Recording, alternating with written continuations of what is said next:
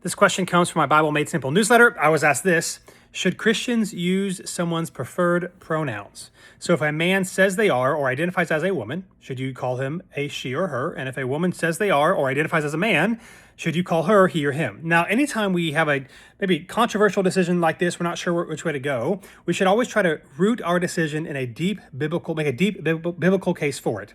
And I'm of the persuasion that you cannot make a deep biblical case to use someone's preferred pronouns if they are different than what they biologically actually are. Now, some pushback you might receive, well, I think it's biblical because we are called to love people, but we have to define our terms. I think a good definition of love is to look at Jesus who sacrificed for us and wants our well-being, has our well-being in mind. And so just because somebody says they want something, that in of itself doesn't mean that that is their well-being.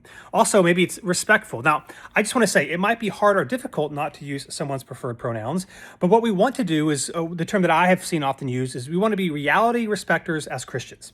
Here's the deal. The ninth commandment is that you and I should not bear false witness. Now, it's talking about in a judicial setting, but one of the implications of that is essentially Christians should not lie. Now, this might not be emotionally as comparative as using someone's preferred pronouns, but it's still true. If somebody came up to me and said, hey, I'm a cat, I would not refer to them as a cat. If I said, hey, I want people as a white man to refer to me as a black man, you should not do that because it would be a lie. It would be an unreal statement to do that. And so while this is not easy, while it can be difficult, why it can be tense, I don't believe a strong biblical case can be made to call a man a she or a woman a he.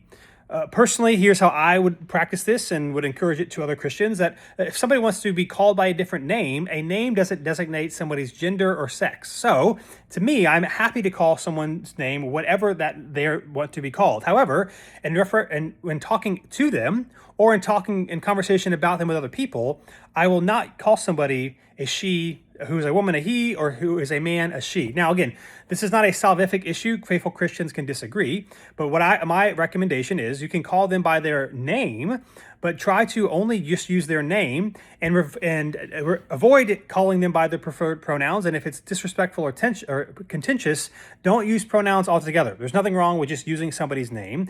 But my advice is this: I don't think you can make a strong consistently biblical case to call someone by their preferred pronouns. My advice to Christians is not to bear false witness and to be reality respecters. Now, it's controversial and it's tense in our day and age, which is why we want to root our decision makings in the Bible and not in culture.